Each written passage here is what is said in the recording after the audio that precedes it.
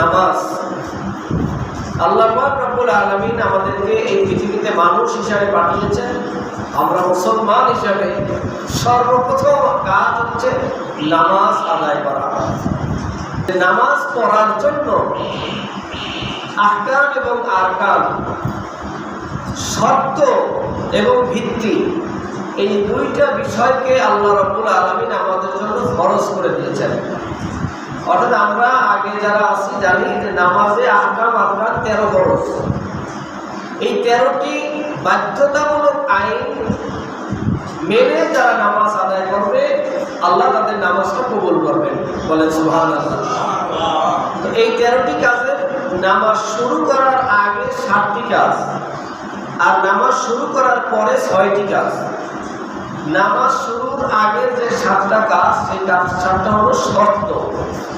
এই শর্ত পূরণ করে তাকে নামাজে আসতে হবে।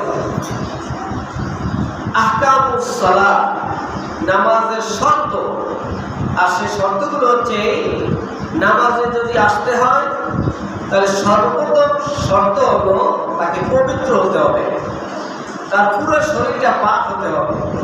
ইয়া আইয়ুহাল্লাযীনা আমানু লা তাকরাবুস সালাতা ওয়া আনতুম সুকারা, হে ইমানদারগণ, তোমরা নামাজের নিকটবর্তী হইও না যখন তোমরা নাপাক অপবিত্র থাকো।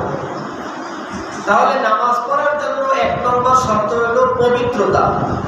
কারণ পবিত্রতা হচ্ছে ইসলামের সবচেয়ে গুরুত্বপূর্ণ একটি বিষয়। আত-তাহুরু নিসফুল ঈমান, নবীজি বলেন পবিত্রতা হচ্ছে ঈমানের অর্ধেক। যার পবিত্রতা নাই তার ঈমানও নাই। ইন্নাল্লাহা তাইয়্যিবুন লা ইউকবালু ইল্লা তাইয়্যিবা, আল্লাহ পাক নিজেই পূর্ণ পবিত্র, তিনি পূর্ণ পবিত্রতা ছাড়া কোনো কিছুই গ্রহণ করেন না। এজন্য আল্লাহর কাছে পবিত্রতা ছাড়া কোনো ইবাদতই কবুল হয় না। এজন্য নামাজের প্রথম শর্ত হলো তাহারাত, পবিত্রতা। আর এই পবিত্রতার জন্য আল্লাহ পাক রব্বুল আলামিন আমাদের শরীরকে পবিত্র করার জন্য বলেছেন। শরীর পাক করতে হবে। শরীর পাক করার জন্য আমাদের কয়েকটা মাধ্যম। শরীর নাপাক হওয়ার 2টা উপায়, এজন্য আল্লাহ শরীর পাক করার জন্য আমাদেরকে 2টা উপায় বর্ণনা করে দিয়েছেন। শরীর নাপাক হয় 2 ধরনের। একটা হচ্ছে নাজাসাতে সুগরা, ছোট্ট নাপাকি, সামান্য অপবিত্রতা। আর একটা হচ্ছে নাজাসাতে কুবরা, বড় ধরনের নাপাকি। ছোট্ট নাপাকি কিরকম? যেমন আপনি প্রস্রাব করলেন, এখন এই প্রস্রাব করাটা আপনার মানবীয় একটি কাজ, এটা আপনাকে করতেই হবে। তো এই প্রস্রাব করার কারণে আপনি পুরো শরীর নাপাক হয় নাই। আপনি যে কারণে প্রস্রাব করলেন সেই জায়গাটুকু পবিত্র করতে হবে, এবং এই ছোট্ট নাপাকিটাকে দূর করে নিজেকে পুরো পবিত্র করার জন্য আপনাকে 4টা অঙ্গ ধৌত করে উযু করতে হবে। উযু করায় আরো অঙ্গ বেশি আছে, কিন্তু ফরজ বিধানটা আমি বলছি। যেহেতু প্রস্রাব স্বাভাবিক একটি কাজ, সে কারণে এর বিকল্প পবিত্রতার জন্য আল্লাহ স্বাভাবিক কাজ দিয়েছেন উযু। কিন্তু যদি একটা বাচ্চা প্রস্রাব হয়, মায়ের গর্ভ থেকে দুনিয়ায় আসে, তখন ওই বাচ্চাটা মায়ের পুরা নাপাক জায়গা থেকে দুনিয়ায় আসার কারণে পুরা শরীরটা নাপাক হয়ে যায় ওই বাচ্চাটি।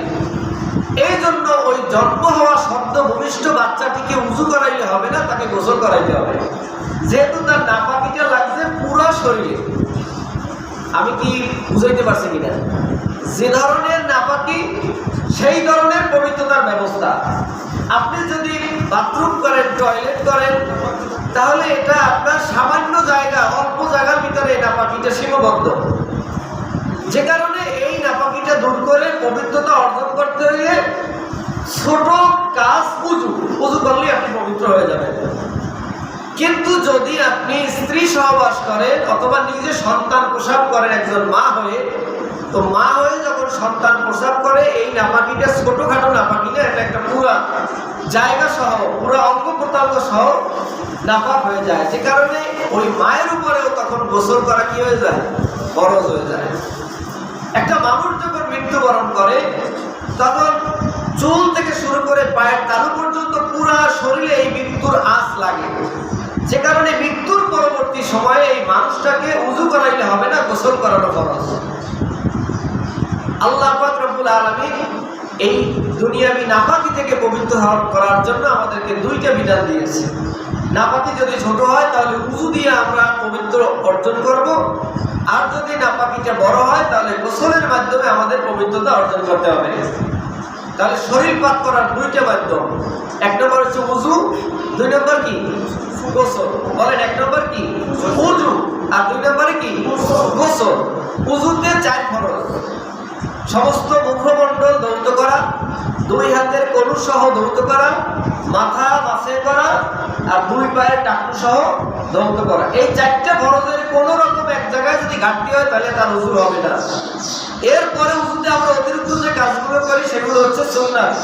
তা যদি আপনি ভুলেও যান উযু হয়ে যাবে, কিন্তু এই 4টা ফরজের একটা যদি ইচ্ছায় হোক অনিচ্ছায় হোক ভুল হইলে আর উযু হবে না। উযুতে কয় ফরজ? 4 ফরজ। 1 নম্বর সমস্ত মুখমণ্ডল ধৌত করা, 2 নম্বর 2 হাতের কনুই সহ ধৌত করা, 3 নম্বরে মাথা মাসে করা, 4 নম্বরে 2 পায়ের টাকনু সহ ধৌত করা। এই হচ্ছে উযুর বিধান। 2 নম্বর বিধান হলো গোসল। পবিত্রতা অর্জন করার জন্য যদি আপনার গোসল ফরজ হয়, স্বামী এবং স্ত্রীর যদি একান্ত মুহূর্তে সময় কাটে, এই সময়টা, এই বিষয়টা ছোটখাটো বিষয় না, এটা আসলে মূলত আল্লাহর একটি বিধান। ওমিন আয়াতিহি আন খালাকা লাকুম মা ফি আনফুসিকুম আজওয়াজান লিতাসকুনু ইলাইহা ওয়া জাআলা বাইনাকুম মাওয়াদ্দাতাও ওয়া রাহমা। আমি আল্লাহর কুদরতি একটা নিদর্শন হচ্ছে স্বামী এবং স্ত্রী তৈরি করা। স্বামী স্ত্রীর মধ্যে যে প্রেম ভালোবাসা, এটা দুনিয়ার স্বাভাবিক সাধারণ কোনো বিষয় নয়। এটা আল্লাহ প্রদত্ত জান্নাতি একটি নিদর্শন, জান্নাতি একটা কুদরত আল্লাহ পাক বান্দার উপরে খুশি হয়ে দান করেছেন। বলেন সুবহানাল্লাহ। স্বামী এবং স্ত্রীর একান্ত মুহূর্তের পরবর্তী সময়ে আল্লাহ পাক রব্বুল আলামিনের শুকরিয়া আদায় করার জন্য, এই নিয়ামত উপভোগ করে তার শুকরিয়া আদায় করে আল্লাহ তাআলার কাছে নিজেদের কবুলিয়তের জন্য গোসল করা ফরজ। বিস্তারিত আমি এখানে আর ব্যাখ্যা করতে পারবো না, আপনারা বুঝে নেবেন। তো সর্বশেষ যেটা বলা যায় সেটা আমি বললাম যে স্বামী স্ত্রীর সেই একান্ত মুহূর্তটা আল্লাহ পাকের একটা কুদরত। এই কুদরতের নিদর্শনের বহিঃপ্রকাশের পরবর্তী সময়ে শুকরিয়া আদায় স্বরূপ গোসল করা কি ফরজ। আল্লাহ পাক আপনাকে একটা সন্তান দিয়েছেন, এই সন্তানটা দুনিয়ায় আসার ক্ষেত্রেও নাপাকির ব্যবস্থা আছে, কিন্তু দুনিয়ায় আসার পরেই এই সন্তানটাকে গোসল করাইয়া পুত পবিত্র করাইয়া আপনি আপনার কোলে নেবেন, এটা ফরজ, এটা শুকরিয়া আদায় স্বরূপ।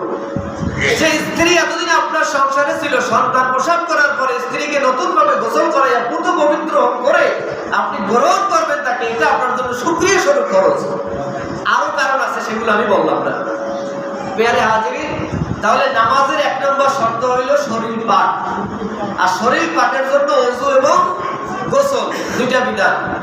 এটার যখন যেটা প্রয়োজন সে অনুযায়ী আপনারা করবেন। বিস্তারিত মাসালা পরবর্তীতে জেনে নেওয়া হবে। ওযু এবং গোসলের যদি কোনো ব্যবস্থা না থাকে তাহলে বিকল্প অল্টারনেটিভ আল্লাহ তাআলা আমাদেরকে দান করছেন তায়াম্মুম। যদি পানি না পাওয়া যায় অথবা পবিত্রতা অর্জনকারী ইচ্ছুক ব্যক্তি যদি অসুস্থ হয়, যে অসুস্থতার কারণে সে পানি ব্যবহার করতে পারবে না, ঠান্ডা সর্দি জ্বর মারাত্মকভাবে, তাহলে সেই ক্ষেত্রে ওই ব্যক্তির উপরে তায়াম্মুম করা ফরজ। তায়াম্মুমেরও 3টা ফরজ আছে। 1 নম্বর হলো নিয়ত করা, আল্লাহ আমি অপবিত্রতা থেকে পবিত্রতা অর্জন করতেছি, এই কথাটাকে অন্তরে বা মুখে স্বীকার করা, এটার নাম হলো নিয়াত। এটার নাম কি? আর আরবি নিয়াতও আছে, নাওয়াইতু আন আতায়াম্মামু লিরাফিল হাদাসি তাকাররুবান ইলাল্লাহি তাআলা। এটা যারা পারে পড়বে, না পারে অন্তত বাংলা এতটুকু নিয়াত করলেই চলবে যে আল্লাহ আমি অপবিত্রতা থেকে পবিত্রতা অর্জন করতেছি। এরপরে 2টা কাজ। 1 নম্বর হচ্ছে মাটিতে হাত রাখবে, সামনে পিছনে একটু ঠেলা দিয়ে মাটির স্পর্শটা তার হাতের তালুতে লাগাইয়া, এরপরে যদি ধুলা থাকে এভাবে টাক দিয়ে ধুলাটা সরাই, এরকম মুছা দেওয়া যাবে না। এরপরে মুখমণ্ডল একেবারে চুলের গোড়া থেকে শুরু করে দাড়ির নিচ পর্যন্ত মাসাজ করতে হবে। এই সময় খেয়াল করতে হবে যে আমরা মাছের মাঝখান দিয়ে নাকের উঁচা জায়গার আগা টাকা থাকতে না যায়, ওইটা একটা আঙুল দিয়ে এইভাবে নিয়ে যেতে হবে। আরেকটা জিনিস খেয়াল রাখতে হবে, চোখের কুটি ঠালা জায়গাটাও যেন থেকে না যায়, ওই জায়গার ভিতরেও একটা আঙুল ঢুকে স্পর্শ করাইতে হবে, অর্থাৎ পুরো চেহারাটা আপনার মাসে করতে হবে একবার। কয়বার? এখানে খেয়াল রাখতে হবে উযুতে আমার 3 বার করার সুযোগ আছে। একবারে না হলে পরের বারে না হলে পরের বারে, প্রয়োজনে 4-5 বারও ব্যবহার করার সুযোগ আছে প্রয়োজনে। কিন্তু তায়াম্মুমে এই সুযোগটা নাই। তায়াম্মুমের মাসে কয়বার হবে? একবারই আপনাকে কমপ্লিট করে আসতে হবে। 2 নম্বরে আবার আপনি মাটিতে হাত রাখবেন, পবিত্র মাটিতে অথবা মাটিজাত দ্রব্য কোনো জিনিস তৈরি, ইট, বালি, পাথর, সিমেন্ট, টাইলস, এগুলো। তো টাইলসের উপরে আবার অনেক সময় হয় না, ওইখানে একটা পেস্টিং থাকে। যাই হোক, ওগুলো আবার তায়াম্মুমের আলোচনা যদি আসবে বিস্তারিত বলবো। তো এরপরে আপনি ডান হাতের এই নিচ থেকে শুরু করে নিয়ে এই 3 আঙ্গুল এবং হাতের প্যাট দিয়া আর এই বৃদ্ধ এবং এই আঙ্গুল দুইটা বাদ রাখতে হবে। খেয়াল করে, তায়াম্মুম আমাদের অনেকের করতে হয়। কি অসুস্থ হলে করতে হয় না? কথা পায় না? অসুস্থ হলে অনেক সময় তায়াম্মুম করতে হয় না? তাহলে এই 3 আঙ্গুল এবং হাতের প্যাট দিয়ে আপনি এই ডান হাতের একেবারে নিচের অংশটাকে এভাবে টেনে কোণের উপর পর্যন্ত আনবেন। এরপরে হাতটা এটাও ঘুরাবেন আর এটাও ঘুরাবেন, তার মানে উপর অংশ চলে আসবে অটোমেটিক। এটা ঘুরানোর পর এই 2 আঙ্গুলের প্যাট দিয়ে ঠেলে একেবারে এইখান থেকে আনার পরে এই হাতের তালুটারে পুরো এইভাবে বুঝাই দিতে হবে, কারণ এই হাত দিয়েও তো আমার মাসে করতে হবে। এখানে যদি ডলা লাগে তাহলে এই কার্যক্রমটা নষ্ট হয়ে যাবে। এটাকে এভাবে বুঝাইয়া এই উপর দিয়ে নিয়ে আসতে হবে। এই তাহলে বাম হাতের কাম শেষ, ডাইন হাত পাশে হয়ে গেছে। এবারে ডাইন হাতের এই 3 আঙ্গুলের তালু দিয়ে এইটার পিছন দিকে একবার সব আঙ্গুলগুলো সমান করে এক ঠেলা দিয়ে এখানে আনতে হবে। হাতটা ঘুরাইয়া এখান থেকে এই 2 আঙ্গুল দিয়ে এখান থেকে নিতে হবে। এই হলো তায়াম্মুম। যদি ওযু গোসলে আমাদের কোন রকম অপারগতা থাকে তাহলে বিকল্প ব্যবস্থা আল্লাহ করে দিয়েছেন, বলেন সুবহানাল্লাহ। এটা সহজ না কঠিন? যারা বলেন সহজ না কঠিন? অনেকে আছে ওযু করতে পারে না কিংবা গোসল করতে পারে না, যে কোনো প্রয়োজনে সে নামাজটা ছেড়ে দেয়। কিন্তু আপনি যদি ওযু করতে না পারেন তাহলে বিকল্প ব্যবস্থা আল্লাহ কি করছেন? তায়াম্মুম দিয়েছেন। তারপরেও আপনাকে নামাজ ছাড়ার কোনো সুযোগ নাই। তো নামাজের 1 নম্বর শর্ত হলো শরীর পাক। শরীর পাকের বিধান সম্পর্কে আমি সংক্ষেপে বললাম। 2 নম্বর হলো কাপড় পাক। আপনি যে পোশাকটা পরে নামাজ পড়বেন এই পোশাকটা পাক হতে হবে। 3 নম্বর হলো নামাজের জায়গা পাক। যে জায়গাটা আপনি নামাজ পড়বেন ওই জায়গাটাও পাক হতে হবে। তাহলে 3টা জিনিস হলো আগে পাক, শরীর পাক, কাপড় পাক, নামাজের জায়গা পাক। একটু বলেন আমার সাথে, শরীর পাক, কাপড় পাক, নামাজের জায়গা পাক। এই 3টা জিনিস পাক হইতে হবে। পাক কি? পবিত্র। পাক মানে কি? পবিত্র। এখন কোন ধরনের পবিত্র? শরীরটাকে আপনি ওযু গোসল দ্বারা পবিত্র করলেন, কাপড়টারে আপনি সাবান পানি দিয়ে সুন্দরভাবে ধুইয়া পবিত্র করলেন, মসজিদ কিংবা জায়নামাজটাকেও সাবান পানি দিয়ে ধুইয়ে পবিত্র করলেন। বাস, শরীর পাক, কাপড় পাক, নামাজের জায়গা পাক হয়ে গেল, শরীয়তি পাক হয়ে গেল। কিন্তু এখানে আরেকটা পাকের ব্যাপার রয়ে গেছে। আপনার পুরো শরীরটা আপনি ধুইয়া মুছে গোসল করে পাক করে দিলেন, কিন্তু আপনার শরীরের ভিতরে যে রক্ত, যে শক্তি, যে চামড়া, যে গোস্ত, যে হাড্ডি তৈরি হয়েছে সেটা সুদের টাকা, ঘুষের টাকার তৈরি। আমি আমার কথাটা বুঝাইতে পারছি কিনা? তাহলে এই শরীরটা আসলে ভিতর থেকে পাক না পাক? আল্লাহ তো বলছেন নামাজ পড়ার আগে শরীরে পাক করে আসবে। আপনি সুদের টাকা, ঘুষের টাকা, চুরি করা, হক নষ্ট করা, অবৈধ সম্পদ ভক্ষণ করে আপনার শরীরটা তৈরি করিয়া এরপরে আপনার জামাটারে সাবান দিয়ে সুন্দর করে ধুইলেন, আপনার শরীরে বিদেশি সাবান দিয়ে গোসল করে আসলেন, তাতে কি শরীরটা আসলে মূলত পাক হয়েছে? এই বিষয়টা খেয়াল রাখতে হবে। 2 নম্বর হচ্ছে আপনার পোশাক পাক। আপনার এই জামাটা হালাল পয়সা হতে হবে। 3 নম্বর আপনি যে জায়গাটায় নামাজ পড়বেন ওই জায়গাটা, এজন্য জুমার মসজিদের জন্য শর্ত হইল জুমার নামাজের যেখানে হবে ওই মসজিদের জায়গাটা দুনিয়ার কোনো মালিকের জায়গা হইলে সেখানে জুমার নামাজ হবে না। কারণ মালিকের জায়গা হলে মালিকের ভিতরে নকশা নিয়ে থাকতে পারে, আমার জায়গায় জুমার মসজিদ, একটা ক্রেডিট আছে, এই ক্রেডিটের কারণে এই জায়গাটা হারাম, এখানে নামাজ হবে না। শরীয়তের কথা বলছি, আমি কোনো ব্যক্তির কথা বলছি না। এই জায়গাটা আমার বাবা অথবা আমার দেওয়া, এখানে আপনারা জুমার মসজিদ করছেন, কিন্তু এখানে কথা বলতে হইলে আমার সম্মানের দিক খেয়াল করে আপনাকে কথা বলতে হবে। যেহেতু আপনারা আমার কাছে দায়বদ্ধ, জায়গাটা আমার, এখানে নামাজ হবে না, কারণ জায়গাটা পাক হয় না। জায়গাটা তখনই পাক হবে যে এই জায়গাটা আন্নাল আরদা ইয়ারিসুহা ইবাদিয়াস সালিহুন, এই পৃথিবীর মালিক যে আল্লাহ, জুমার নামাজের জন্য অথবা মসজিদের জন্য যে জায়গাটা হবে সেই জায়গাটার মালিক হবে কে? আল্লাহ। এই জায়গাটাকে যে কোনো সে যদি মসজিদ করার অনুমতি দেয় তার কাছ থেকে ওয়াকফ করে নিতে হবে। ওয়াকফ হলো কি? একটা হলো দান, আমার সম্পত্তি আপনারা দান করে দিছি, আমি 5 কাঠা জায়গা আপনারা লিখে দিছি, এটার নাম কি? দান। বলেন এটার নাম কি? আর একটা হলো আপনি কিনে এনেছেন, সেটা হইল কওলা, সেটার নাম কি? কওলা। শব্দটা কিন্তু আরবি। আর দান হলো হেবা, হেবা মানে দান। আর ওয়াকফ মানে নিষ্পত্তি। নিষ্পত্তি কি বলেন? ওয়াকফ কথার অর্থ হচ্ছে যার কাছ থেকে আমি অনুগ্রহ পেয়েছি তার খুশির জন্য আমি অনুগ্রহটাকে নিজের স্বার্থ ত্যাগ করে তারটা তার কাছে ফিরিয়ে দিচ্ছি, এটার নাম হলো ওয়াকফ। তাহলে এই জায়গার মালিক বানাইছে কে? আমারে। বলেন এই জায়গার মালিক আমারে কে বানাইছে? এইখানে আমার বাড়িতে আমি 5 কাঠা 10 কাঠা জায়গা কিনছি, এই কেনার তৌফিক দিয়েছেন কে? আর এই জায়গার মালিক কে? কুলিল্লাহুম্মা মালিকাল মুলক, সমস্ত পৃথিবীর এরিয়ার মালিক কে? আল্লাহ। সে আল্লাহর এরিয়ায় আমি একটা মালিকানা দলিল করছি, 10 বছর 50 বছর দুনিয়ায় হায়াতে থাকবো আমি, এর জন্য এই বাড়ির মালিক। আমি মরার পর এই বাড়ির মালিক অটোমেটিক আল্লাহ প্রদত্ত আইনে ওয়ারিশ সূত্রে আমার ছেলে মেয়েরা হয়ে যাবে। তাহলে এই বাড়ির স্থায়ী মালিক না, আমি অস্থায়ী, অর্থাৎ আমার জীবন গ্যারান্টি মালিক। আমি এখন 1 ঘন্টা পর মরে গেলে 1 ঘন্টা পরে মালিকানা শেষ। তাহলে এই মালিকানা তো আসল মালিকানা না, কথা কয় না? আসল মালিক কে? আমার মৃত্যুর পরে এই মালিকানা ট্রান্সফার হয়ে যাবে। তাহলে সুতরাং এই মালিকটা আমি স্থায়ী মালিক না। আমার মৃত্যুর পর আমি বলে গেছি আমার এই জায়গায় কবর দেবা আমার, কিন্তু এই জায়গা মৃত্যুর পর তার আমার থাকবে না, কারণ মৃত্যুর পরেই এই জায়গার মালিক আমার সন্তান। তার মানে প্রত্যেকটা মানুষ কবরের মাটিটা নেয় অন্যের জায়গায়, নিজের জায়গায় কেউ কবর নিতে পারে না। কথাটা কি আমি বুঝতে পারছি? এই পৃথিবীতে কেউ জায়গার মালিক না, জায়গার মালিক কে? কিন্তু এই জায়গাটা আমার, মনে করেন এটা আপনাকে বোঝানোর জন্য বলছি, এই মসজিদের জায়গাটা আমার। এখন এখানে মসজিদ হবে, নামাজ হবে, এজন্য জায়গাটা পাক হইতে হবে। এখন আমি যদি আমার জায়গায় মসজিদ করার অনুমতি দেই, তাহলে মসজিদের সভাপতি, ক্যাশিয়ার, সেক্রেটারি, মুসল্লিরা আমার কাছে একটা না একটা কারণে দায়বদ্ধ থাকবে। আমি অন্যায় করলেও বলতে পারবে না, সে কারণে এখানে নামাজ হবে না আল্লাহর আইন। কার আইন? কারণ নামাজ হচ্ছে আল্লাহর, এখানে অন্য কারোর সাথে তওয়াক্কা করার কোনো সুযোগ নাই। সুতরাং এই স্টেটের মালিক আল্লাহ। আমি দলিল সূত্রে হায়াতে জীবন কন্ট্রাক্ট একটু মালিকানা হয়েছিলাম, কিন্তু সেই মালিকানাটুর আসল মালিকের কাছে সুপর্দ করে দিলাম। আল্লাহ, আমার দলিল সূত্রে যে মালিক যতদিন বেঁচে থাকবো আমি ছিলাম, কিন্তু সেইটা আমি ছাড়িয়ে দিলাম। এই মালিকানা আমি না, জমির মালিক তুমি, তোমার ঘরের জন্য এটা তোমার নামে ওয়াকফ করে দিলাম। এইটার নাম হলো ওয়াকফ। তা দান করলে সওয়াব আছে, দান করলে কি আছে? আর কিনলে টাকা পাওয়া যায়, এটা হইলো সামান্য। আপনি একটা জায়গা বেচে বলাইছেন, টাকা পেয়ে গেছেন, শেষ। টাকাটা ভোগ করবেন যতদিন, ততদিনই আপনার সুখ। কিন্তু একজনের যদি দান করেন তাহলে এইটার সওয়াব আর একটু বেশি। আর যদি ওয়াকফ করে তাহলে এই সওয়াবটা স্থায়ী সওয়াব। কিরকম?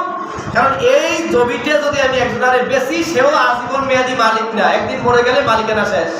যদি জমিটা আমি কেউ দান করিয়ে দেই, সেও আজীবন মালিক না, একদিন মরে গেলে তার মালিকানা কি? শেষ। কিন্তু এই জমিটা আসল যে আল্লাহ, সেই আল্লাহর নামে যদি আমি ওয়াকফ করে দেই, তা আল্লাহর কি কোনোদিন মৃত্যু আছে? না। তার মানে আমি এমন মালিককে ওয়াকফ করে দিছি যে এই জমি কিয়ামত হয়ে গেল শেষ হবে না। বলেন না সুবহানাল্লাহ। 1 শতাংশ জমি, 1 হাত জমি, 1 বিঘা জমি যদি কেউ ওয়াকফ করে দিতে পারে, এই ব্যক্তির জান্নাতের জন্য আর কিছু দরকার হয় না। বলেন না সুবহানাল্লাহ। কারণ সে এমন মালিককে মালিকানা করে দিয়েছে, কুল্লু মান আলাইহা ফান ওয়া ইয়াবকা ওয়াজহু রাব্বুকা যুল জালালি ওয়াল ইকরাম। দুনিয়া সব একদিন ধ্বংস হয়ে যাবে, সব শেষ হয়ে যাবে, একমাত্র আল্লাহর মালিকানা ঠিক থেকে যাবে। বলেন সুবহানাল্লাহ। পৃথিবী ধ্বংস হয়ে যাবে, বাংলাদেশের নাম থাকবে না, আমেরিকা, আফগানিস্তান, ইউরোপের নাম থাকবে না, এই পৃথিবীর নাম পৃথিবী থেকে যাবে। এই জায়গাটাই আবার কিয়ামতের ময়দান কায়েম কইরা আল্লাহর আরশে আজিমকে এই জায়গায় আবার বসানো হবে। সুবহানাল্লাহ বলেন। মসজিদের ভিতরে টাইলস লাগানো আছে, আপনারা খেয়াল করে দেখেন। যেই জায়গায় মুসল্লি দাঁড়ায়, দাঁড়ানোর জন্য ওই জায়গার টাইলসটা, আর যে জায়গায় নামাজ পড়ে ওই জায়গার টাইলসের কালার কি এক? ওই জায়গার কালারটা ভিন্ন কেন? ওটা একটা চিহ্নিত যে এইটা নামাজের কাতার। ওয়াকুমু লিল্লাহি কানিতিন, ফরজ এই জায়গায় দাঁড়াইতে হবে, কাতার সোজা করা ওয়াজিব। তাহলে সাধারণ টাইলসের চেয়ে ওই টাইলসের মূল্য বেশি। ওই টাইলসটার মূল্য কি? দাগ দেওয়ার জন্য যে টাইলসটা ব্যবহার করা হয়, কালা হোক সবুজ হোক ভিন্ন কালার, সাধারণ টাইলসের চেয়ে ওই টাইলসটার দাম কি বেশি, কারণ ওই টাইলসের উপরে দাঁড়াই একটা ফরজ বিধান আদায় করা হয় আর একটা ওয়াজিব বিধান আদায় করা হয়। বলেন না সুবহানাল্লাহ। তামাম পৃথিবীটা আল্লাহ পাক কিয়ামতের ময়দানে যখন সমান করে ফেলবেন, ইযা জুলজিলাতিল আরদু জিলজালাহা, এই পৃথিবী যখন ভেঙে চুরে চুরমার করে আল্লাহ পাক সমান করে একটা হাশরের ময়দান বানায়া দিবেন, ওই সময় পৃথিবীটা সমতল হয়ে যাবে, তামার সাইড দিয়ে সমান লাল টকটকে উত্তপ্ত করা হবে, কিন্তু ওই লাল হাশরের ময়দানের মাঝখানে সবুজ রঙের আলাদা দাগ দাগ দেওয়া কিছু জমি থেকে যাবে। সুবহানাল্লাহ। এই জমিগুলো সেই জমি যেই জমিটুকুর ভিতরে ওয়াকফ করে দিয়ে আল্লাহর নামে ওয়াকফ করে দেওয়া হয়েছে, যেই জমিনটুকুর উপরে মসজিদ ছিল, এই পৃথিবীর সব জমিনগুলো থাকবে লাল, আর মসজিদ যেই জমিনের উপরে প্রতিষ্ঠিত ছিল ওই জায়গাটুকু টাইলস দেওয়ার দাগের মতো সবুজ কালারের থাকবে। তার মানে হলো পৃথিবী শেষ হয়ে গেছে, কিয়ামতের ময়দান শুরু হয়ে গেছে, পরকালীন জিন্দেগি শুরু হয়ে গেছে, কিন্তু আপনি যে জায়গাটুকু আল্লাহর নামে ওয়াকফ করে দিয়েছেন, আপনার বাড়িঘর নাম ঠিকানা সব ধ্বংস হয়ে গেছে, এখন আর আপনার কিছু নাই, কিন্তু আপনার ওয়াকফ করা জায়গাটুকু কিয়ামতের ময়দানে আপনি দেখতে পারবেন, ঠিক থাকবে। তাহলে এই পৃথিবীতে এর চেয়ে ভালো বড় উত্তম কোন কাজ আর হইতে পারে না। আল্লাহ কবুল করুন, বলেন আমিন। তবে সবার ভাগ্যে সব জিনিস জোটে না। আল্লাহ যাকে চান তিনি এই উত্তম কাজটা করতে পারেন। আল্লাহ আমাদের সবাইকে আল্লাহর ঘরের খাদেম হিসেবে কবুল করুন, বলেন আমিন। প্যারে হাজিরিন, তাহলে এইটা হইলো জায়গা পাক সম্পর্কে আমি কিছু কথা বললাম। নামাজের পূর্ব শর্ত 1 নম্বর হলো কি? শরীর পাক, 2 নম্বরে কাপড় পাক, 3 নম্বরে জায়গা পাক। এই জায়গা পাকের হইলো মসজিদের জায়গাটা ওয়াকফ থাকবে, এটা কোনো ব্যক্তি মালিকানায় না, এটা আসল মালিকের নামে থাকবে, যেই মালিকের ইবাদত করার জন্য আমরা ঢুকছি। মসজিদের রাজাও যে নিয়াতে, যে উদ্দেশ্যে, যে পজিশনে ঢুকবে, এই দেশের রিকশাওয়ালা, ঠেলাওয়ালা, ভিক্ষুকটাও একই পজিশনে ঢুকবে।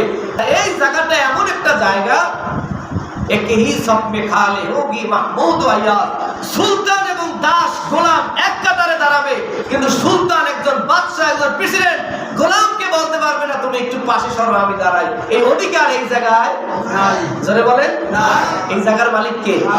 এই অধিকার হবে কার?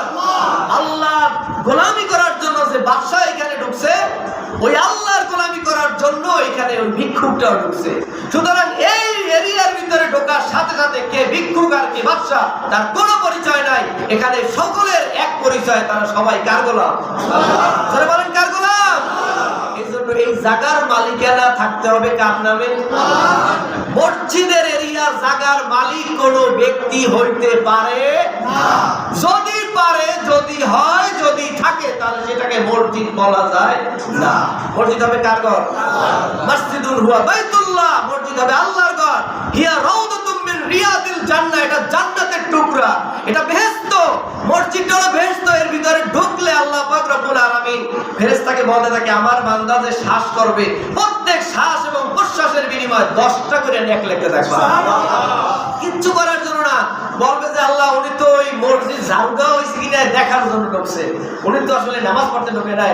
আল্লাহ বলবেন মসজিদ ঝাড়ু দেখার জন্য, পরিচ্ছন্নতা দেখার জন্য ঢুকছে, তাতেও আমার আল্লাহর মেহমান। সুতরাং আমার ঘরে যে ঢুকবে প্রত্যেক শ্বাসে শ্বাসে তাকে 10টা নেকি লিখতে থাকবা, আর প্রত্যেক প্রশ্বাসের বিনিময়ে 10টা করে গুনাহ মুছে দিতে থাকবা। বলেন না সুবহানাল্লাহ। এটা কার ঘর? আল্লাহর ঘরে যদি আপনি মেহমান হয়ে আসেন, আপনার জন্য একটা হাদিয়া। মেহমানকে কি দিতে হয়? হাদিয়া দিতে হয়। বলেন মেহমানকে কি দিতে হয়? আপনার ঘরেতে মান কানা ইউমিন বিল্লাহি ফালইকরিম দাইফা, নবীজি বলেছেন কারো ঘরে যদি মেহমান আসে সে যেন মেহমানকে হাদিয়া দেয়, মেহমানকে খাবার দেয়, মেহমানকে সম্মান করে। এটা সুন্নাতে ইলাহি। কার সুন্নাত? বলেন কার সুন্নাত? আল্লাহর সুন্নাত এটা। এজন্য আল্লাহ বলেন আমার ঘরে যদি কেউ ঢোকে তাহলে আমি তাকে হাদিয়া দেব, প্রত্যেক শ্বাস ছাড়ার বিনিময়ে 10টা গুনাহ মুছে দেব, আর প্রত্যেক শ্বাস টানার বিনিময়ে 10টা নেক লিখে দেব। বলেন সুবহানাল্লাহ। তাহলে মসজিদটা হইতে হবে কার নামে? যারা বলেন কার নামে? আমাদের এখানে এই মসজিদের জায়গাটা সম্ভবত ওয়াকফ করাই আছে, আলহামদুলিল্লাহ বলেন, আরো বলবেন আলহামদুলিল্লাহ। শীঘ্রই ইনশাআল্লাহ মসজিদ ভেঙে আমরা বড় করে নতুন করে একটা সুন্দর মসজিদ আল্লাহর ঘর তৈরি করব। আমরা সবাই ইনশাআল্লাহ রাজি আছি না? আল্লাহ রাজি আছি না? আল্লাহ আমাদের সবাইকে এই ঘরের খাদেম হিসেবে কবুল করেন, বলেন আমিন। যারা মসজিদের ঘরের খেদমতে কাজ করবে, টাকা দেবে, শ্রম দেবে, পয়সা দেবে, তারা নবীদের সাথে হাসর হবে। তাদের হাসর হবে কাদের সাথে? কারণ এই পৃথিবীতে সর্বপ্রথম মসজিদ বানিয়েছেন ইব্রাহিম আলাইহিস সালাম, কাবাঘর। ইব্রাহিম আলাইহিস সালাম এবং তার ছেলে ইসমাইল দুইজন নবী, এই দুইজনে অত বড় কাবাঘরটা বানাইছে, এতে বাইরের কোনো লোক লাগে না। আচ্ছা বলেন তো, রাজমিস্ত্রিদের কাজ করতে হলে কি লাগে? হেল্পার লাগে। হেল্পার ছাড়া রাজারা কাজ করতে পারে? কিন্তু দুইজন রাজ, ইব্রাহিম আলাইহিস সালাম রাজ, তার হেল্পারের জন্য আল্লাহ পাক ব্যবস্থা করে দিয়েছেন তার ছেলে ইসমাইল। সে ইসমাইল সাধারণ মানুষ হইতে পারবে না, কারণ মসজিদ যে বানাবে এই পৃথিবীর শ্রেষ্ঠ মানুষ, সেই জন্য ইসমাইলকেও আল্লাহ নবী বানাইয়া তারপরে রাজের জুবাইলি বানাই দিয়েছে, বলে সুবহানাল্লাহ। তার মানে মসজিদ যে বানাবে সে আল্লাহর নবী হবে। আর এই পৃথিবীতে নবীর পরবর্তী নবীর উম্মতেরা যে মসজিদ বানাবে, তারা কিয়ামতের ময়দানে নবীদের কাতারে দাঁড়াবে। আর জোরে বলেন না সুবহানাল্লাহ। প্যারা হাজিরিন, ইব্রাহিম আলাইহিস সালাম যখন কাবাঘর বানাইলেন, আপনাদের কষ্ট হয় না তো? কাবাঘর বানাইয়া যখন গাঁথতে গাঁথতে মাথার হাতের উপরে উঠে গেছে, তখন তো মাছিয়ার প্রয়োজন, কি বলেন? ওয়ালে গাঁথতে গাঁথতে মাছিয়া দেয় না, অথবা মইয়ের প্রয়োজন। কিন্তু কাবাঘর বানাবে আল্লাহ নবীদের দ্বারা। ইব্রাহিম এবং ইসমাইলের হাত ব্যতীত দুনিয়ার কোনো কাঠ কুড়া দিয়া মাছিয়া দিয়া কাবাঘর হবে তা হবে না। এজন্য আল্লাহ পাক রব্বুল আলামিন ওই কাবার ঘরের অংশের একটা পাথরকে, অথবা অন্য কিতাবে আসছে জিবরাইল আলাইহিস সালাম জান্নাত থেকে সাদা একটা পাথর নিয়ে আসছে, বলেন সুবহানাল্লাহ। ওই সাদা পাথরটা বলছে যে ইব্রাহিম আপনি এই পাথরের উপরে দাঁড়িয়ে এরপর গাঁথনির কাজ করেন। মাছিয়ে দেওয়া যাবে না, কারণ আল্লাহর ঘর দুনিয়ার কিছু দিয়ে আল্লাহ তাআলা এই ঘরকে বানাবেন না। এখানে অপবিত্র কোনো জিনিস আল্লাহ ছোঁয়াবেন না, সমস্ত পবিত্র জিনিস দিয়ে আল্লাহ তাআলা আপনার এই ঘরটা বানাবেন। তো ইব্রাহিম আলাইহিস সালাম ঘর বানাইয়া গাঁথতেছে, এক পর্যায়ে সে গাঁথতে গাঁথতে দেখে যে ৮-১০ হাত উপরে উঠে গেছে, কিন্তু সে এখনো গাঁথতেছে। পাথরটা হইলো ১ হাত উঁচু। নিচের দিক চাইয়ে দেয়, পাথর আর জমিনে নাই, পাথর তারে লইয়ে গাঁথতে গাঁথতে আস্তে আস্তে শূন্যের উপরে উঠে গেছে।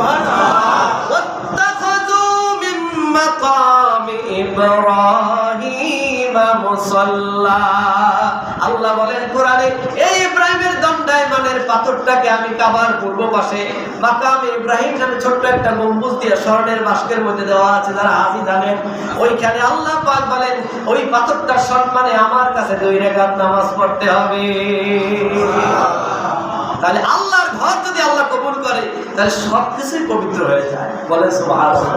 এজন্য আমাকে যদি আল্লাহ কবুল করে, আমার পকেট থেকে যদি 5টা টাকা ওই জায়গায় লাগে, তাহলে শুকরিয়া আদায় করবেন যে আমার দ্বারা অন্তত 5টা টাকা, অন্তত একটা কথার দ্বারা হইলেও মসজিদের উপকার হয়েছে। আপনি নিজেকে ধন্য মনে করেন, আল্লাহ এর উসিলায় আপনাকে জান্নাত দিয়ে দিতে পারে, বলেন আমিন। প্যারে হাজিরিন, তো নামাজের পূর্ব শর্ত হইল শরীর পাক, কাপড় পাক, নামাজের জায়গা পাক। 4 নম্বর হইল সতর ঢাকা, মানে আমার শরীরের নির্দিষ্ট সীমানা পর্যন্ত ঢেকে রাখা ফরজ। সম্পূর্ণ শরীর ঢাকা ফরজ না। পুরুষের জন্য হাঁটু থেকে নাভি পর্যন্ত ঢাকা কি যেন বলেন ফরজ, কিন্তু নামাজের সময় এই বাহু থেকে হাঁটুর নিচ পর্যন্ত ঢাকা হইল সুন্নাতে মুআক্কাদা। যে কারণে কেউ যদি কাপড় না থাকে, নাভি থেকে হাঁটু পর্যন্ত ঢাকিয়ে এতটুকু নামাজ পড়লে নামাজ হয়ে যাবে। কিন্তু যার কাপড় আছে, সে যদি বিনা প্রয়োজনে খালি গায়ে নামাজ পড়ে, তাহলে সেই নামাজটা মাকরুহ হয়ে যাবে। মাকরুহের সাথে আদায় হবে, কিন্তু ত্রুটিযুক্ত নামাজ হবে। পোশাক থাকা সত্ত্বে আপনাকে বাহু ঢেকে তারপরে কি করতে হবে? নামাজ পড়তে হবে। এটা হলো 4 নম্বর। 5 নম্বর হলো কেবলামুখী হওয়া। নামাজ কিন্তু এখনো শুরু হয় নাই, এগুলো নামাজের আগেই করতে হবে। কেবলামুখী হইতে হবে, অর্থাৎ আপনি যদি উত্তর দক্ষিণ দিকে ফিরে নামাজ পড়েন, তাহলে নামাজ কি হবে না। তুমি যেদিকেই থাকো, যেখানেই থাকো, তোমার মুখমণ্ডল সিনা ঘুরাইতে হবে কেবলার দিকে। কোন দিকে বলেন? কোন দিকে? কেবলা কি? বাইতুল্লাহ, কাবাঘর যেখানে। আমাদের এখান থেকে কাবাঘর হলো পশ্চিমে, সুতরাং আমরা পশ্চিম দিক ফিরে নামাজ পড়ি। কিন্তু যারা কেবলার দক্ষিণে, তারা কি পশ্চিম দিক ফিরে নামাজ পড়বে? তারা কিন্তু উত্তর দিক ফিরে নামাজ পড়বে। আর যারা কেবলা থেকে উত্তরে, তারা দক্ষিণে নামাজ পড়বে। আবার যারা কেবলা থেকে পশ্চিমে, তারা কিন্তু পূর্ব দিক ফিরে নামাজ পড়বে। এই জন্য পশ্চিম শর্ত না, শর্ত হইল কেবলামুখী হওয়া। শর্ত কি? আচ্ছা আমি একটা মাসালা আপনাদের কাছে জিজ্ঞাসা, আপনি ঢাকা রওনা করছেন লঞ্চের ছাদে, নামাজে দাঁড়াইছেন চাঁদ দেখে রাতে, মনে করেন অনুমানিক চাঁদটা পশ্চিমের আকাশে আছে, আপনি মনে করছেন যে এখন এইদিকে পশ্চিম, নামাজ শুরু করছেন, কিন্তু নামাজের 2 একাত হওয়ার পর লঞ্চ ঘুরতে আছে, লঞ্চ ঘুরে গেছে, এখন দেখা যাচ্ছে চাঁদও ঘুরে যেতে আছে, তার মানে হলো কেবলা থেকে আপনি কি করছেন? ঘুরে গেছেন। এখন কি করতে হবে? ওই নামাজের মধ্যেই, নামাজের সাথে সাথে লঞ্চও ঘুরবে, চাঁদ দেখে দেখে আপনি নামাজও পড়বেন, আবার চাঁদের সাথে ঘুরে ঘুরে কেবলা ঠিক রাখতে হবে। এটা হলো ফরজ। এটা কি যারা বলেন? আর আপনি যদি এই কাম করেন, কিছু মানুষ কইবেন যে হুজুরের নামাজ শুরু হলে এদিকে ফিরিয়া, আবার শেষ করলে দিয়ে আরেকটা ফিরে, ওনার নামাজ মনে হয় না, কিন্তু আসলে আপনার নামাজ হয়েছে। এটা ঠিক, নামাজের মধ্যে লড়া যাবে না, কিন্তু কেবলা ঠিক রাখা ফরজ। কেবলা যদি ঘুরে যায় তাহলে আপনাকেও কি করতে হবে? বলেন কি করতে হবে? কিন্তু একটা শর্তে কেবলা লড়ার জায়েজ আছে, সেটা হলো কেবলাও ঠিক রাখা ফরজ, আর জীবন রক্ষা করাও ফরজ। জীবন বাঁচানো কি ফরজ। আপনারে রাতের বেলায় জঙ্গলে বাঘে ধাওয়া করছে, কিসে ধাওয়া করছে? বাঘে। এখন আপনি যাইয়া একটা গর্তের পাহাড়ের গুহার মধ্যে অথবা একটা বিল্ডিং এর ভিতরে ঢুকছেন যেটা দরজা নেই, এখন এই মনে করেন দরজা, এটা দিয়ে আপনি গুহার ভিতরে ঢুকলেন, এখন এইদিকে পড়ছি না, নামাজের রক্ত যায়, নামাজ পড়তে হবে না? নামাজ পড়া লাগবে না, নামাজ পড়তে হবে। এখন এই দিক ফিরে যদি নামাজ পড়েন, পিছুলটা দাগ চাষা এই যদি আপনার ঘেটিগুলো ধরে সুন্দর, তাহলে নামাজও শেষ, আপনিও শেষ। এখন কি করবেন? বাঘে যাতে ধরতে না পারে, বাঘের ভয় আক্রমণ থেকে বাঁচার জন্য আপনি বাঘের দিক ফিরে তখন নামাজ পড়বেন। সুবহানাল্লাহ বলেন। ইসলাম যে শান্তির ধর্ম, এমনি এমনি হয় না। এখন আপনি এমন মুহূর্ত নামাজ রুখতেও যায়, নামাজও পড়তে হবে, কিন্তু অনেক ফিরে নামাজ পড়লে পিছন থেকে বাঘাই আপনার ধরবে, তখন আপনি যাবেন কই? এজন্য আল্লাহ ওই সময় আপনার কেবলা বাদ দিয়ে দিয়েছে যে আমার হুকুমটা আমি উঠাই নিলাম, তুমি আমার হুকুমও রক্ষা করো আর জীবনও বাঁচাও। বলেন সুবহানাল্লাহ। এটা আপনাকে আল্লাহ সুযোগ করে দিচ্ছে। গাড়ি কি উঠছেন? ঢাকার গাড়িতে, থামাবে না গাড়ি আল্লাহ ক্ষমা খায়। এখন আপনি করবেন কি? নামাজের রক্তও যায়। এখন গাড়ির বাসের সিটে বইয়া আপনি জানেন যে কেবলা এইদিকে ডাইন দিকে, কিন্তু বাস যাইতে এদিকে, পাশে আরেকজন প্যাসেঞ্জার, আর আপনি হেঁটে ফিরে নামাজ পড়বেন, গায়ে যেতে দেবেন আপনি? এত পারবেন না। আর কি করবেন? নামাজের রক্ত তো যায়। আর আমরা কিন্তু অনেকে সাধারণত করে কি যে বাসায় যেয়ে কাজা করে পড়ে, না না না না, নামাজের রক্তের উপর খরচ করা হয়েছে। যেখানে যে সিটে যে অবস্থায় বসা আছেন ওই সিটে বইয়ে বইয়ে আপনি নামাজ পড়েন। বলেন না সুবহানাল্লাহ। আল্লাহ এই কিছু কিছু শর্তে আপনার আমার সহজের জন্য, যাতে আপনি আল্লাহর দরবার থেকে অ্যাবসেন্ট না হন, তার মানে হলো নামাজের হাজিরা যাতে মিস না হয়ে যায়। বলেন না সুবহানাল্লাহ। এটা হলো 5 নম্বর, কেবলামুখী হওয়া। 6 নম্বরে কি? ওয়াক্ত মতো নামাজ পড়া। নামাজ ফজরের সময়টা জোহরের সময়, জোহরের সময়টা আসরের সময়, আসরেরটা মাগরিবে, এটা হবে না। যে সময়েরটা সেই সময় ওয়াক্ত মতো নামাজ পড়া কি? জোরে বলেন, জোরে বলেন। আপনি ঘুম থেকে উঠছেন, উঠে দেখেন সূর্য উদয় হয়ে গেছে, এখন নামাজ শুরু করে দিচ্ছেন, হবে না? আপনাকে টাইম দেখতে হবে যে সূর্য উদয় চলে কিনা। সূর্য উদয় হলে 10 মিনিট অপেক্ষা করে তারপরে আপনাকে নামাজটা পড়তে হবে। নামাজ পড়তে হবে ওয়াক্ত মতো। আর 7 নম্বর ফরজ হলো নামাজের নিয়াত করা। নামাজের নিয়াত করা। আর আপনি এই জোহরের সময় নিয়াত করছেন আসরের, তাহলে হইবে? আসরের সময় নিয়াত করছেন মাগরিবে, তাহলে হইবে? যে ওয়াক্তের নামাজ সেই ওয়াক্তের নিয়াত করা। এই নিয়াতটা মনে মনে ইচ্ছা করলে আপনি বাড়ি থেকে রওনা করছেন দুবার নামাজ পড়ার জন্য, এটাই হয়ে গেছে। ইন্টারনি ভাবে এটা ফরজ হুকুমটা হয়ে গেছে, কিন্তু তারপরেও মুখে মুখে নিয়াতটা পড়তে পারলে বেশি ভালো হয়। এই জন্য আমরা ওই সেপারা সময় বলি নাওয়াইতু আনসাল্লি আলিল্লাহি তাআলা, পড়াই না? আগেকার হুজুরে পড়াইছে না? এখন নতুন মডার্ন ইসলাম বাইরেছে তো কয় নিয়ত লাগে না, বেশিরভাগ হুজুরই কয় নিয়ত লাগে না। আশ্চর্য, নিয়ত করা তো ফরজ। এবং বুখারী শরীফের প্রথম হাদিস, ইন্নামাল আমালু বিন্নিয়াত, সকল কাজের সওয়াব নিয়তের উপর নির্ভর করবে। তা নিয়ত লাগে না মানে কি?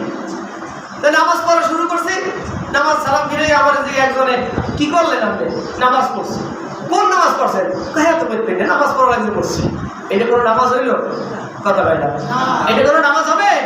নামাজের একটা নিয়ত থাকবে যে কোন নিয়তে আপনি নামাজটা পড়ছেন। নিয়ত এটা যুহর, আসর, ফরজ, সুন্নাত, নফল, আওয়াবিন, ইশা, কোন নামাজ পড়ছেন নিয়তের উপর নির্ভর করবে। সুতরাং নামাজে নিয়ত লাগে না লাগে না? এটা হলো একটা ফরজের অন্তর্ভুক্ত। আল্লাহ পাক এই নামাজের পূর্ব 7টা ফরজ বিধান সঠিকভাবে পালন করে আমাদেরকে নামাজ পড়ার তৌফিক দান করে। বলেন আমিন।